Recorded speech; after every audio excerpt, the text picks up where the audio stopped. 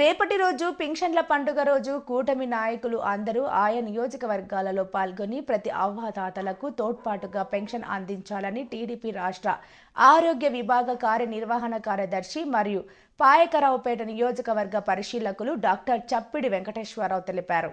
కాకినాడ తన కార్యాలయంలో పాత్రికేయులతో మాట్లాడుతూ కూటమి ప్రభుత్వంలో జనసేన, టీడీపీ, బీజేపీ నాయకులు, కార్యకర్తలు స్వచ్ఛందంగా రేపు ఉదయం జరగబోయే పెన్షన్ పండుగ కార్యక్రమంలో పాల్గొని ప్రతి అవతాతకు పెన్షన్ అందించాలని, అలాగే ఉద్యోగస్తులకు సహకరించాలని ఆయన కోరారు. గత ప్రభుత్వంలో పెన్షన్ 150 అంటూ పెంచారు కానీ పూర్తి స్థాయిలో ఇవ్వలేదని, అయితే చంద్రబాబు ఇచ్చిన మాట ప్రకారం అన్న రోజు నుంచే లెక్కించి 7,000 రూపాయలు పెన్షన్ను అందించారని గుర్తు చేశారు. రేపటి రోజు ప్రతి అవ్వదాతకు 4,000 రూపాయల చొప్పున పెన్షన్ అందించడం జరుగుతుందని అన్నారు.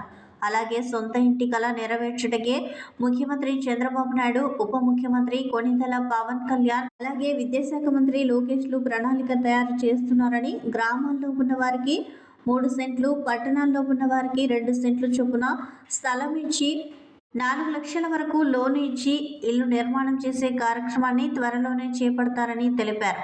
కూటమి ప్రభుత్వంలో ప్రజలందరూ సుఖ సంతోషాలతో ఉంటారని ఆయన తెలియజేశారు. అందరికీ నమస్కారం. రేపు పెన్షన్ పండుగ జరగబోతుంది.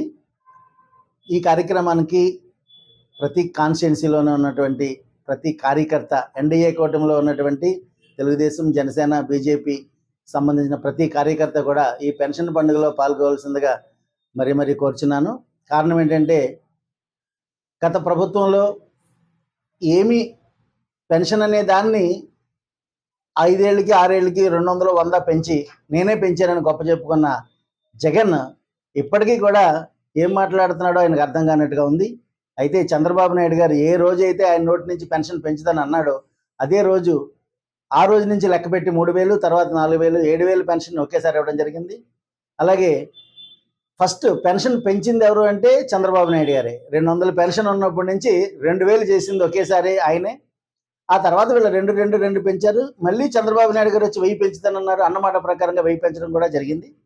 ఈ విధంగా పేదల పాలిటి పెన్నిధిలా అందరికీ అన్నగా చంద్రబాబు నాయుడు గారు ప్రతి కుటుంబానికి చేదోడు వాదోడుగా ఉంటున్నారు. అలాగే దివ్యాంగులకు కూడా పెన్షన్ పెంచడం జరిగింది. ఆ దివ్యాంగులకు కూడా 6,000 ఇవ్వడం జరిగింది. రేపు ఉదయం 6 గంటల నుంచి ప్రతి ఒక్కరూ కూడా ఈ పెన్షన్ పంపిణీ కార్యక్రమంలో మన వాళ్ళందరూ కూడా పాల్గొని అందరూ వాళ్ళకి చేదోడు వాదోడుగా ఆఫీసర్స్కి ఎవరైతే పెన్షన్ పంచుతున్నారో వాళ్ళందరికీ కూడా మనందరూ చేదోడు వాదోడుగా ఉండి ఈ కార్యక్రమంలో అందరూ పాలు పంచుకోవాలని చెప్పేసి ఈ సందర్భంగా కోరుచు, పేదవాడి సొంతింటి కళ నెరవేరటం అనేది కూడా చాలా ఇంపార్టెంట్.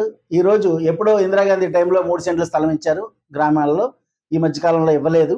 ఇప్పుడు మళ్ళీ చంద్రబాబు నాయుడు గారు గ్రామాల్లో 3 సెంట్లు, పట్టణాల్లో 2 సెంట్లు ఏదైతే ఎన్నికల వాగ్దానంలో మేము ఇచ్చామో అదే ఈరోజు అమలు చేస్తున్నాము.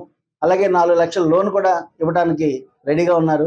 ఎక్కడో మారుమూలలో ఊరు చివరలను ఎక్కడో కాకుండా ప్రజలకు అందుబాటులో అనువుగా ఉన్న ఏరియాల్లోనే ఈ స్థల సేకరణ అనేది కూడా జరుగుతుంది.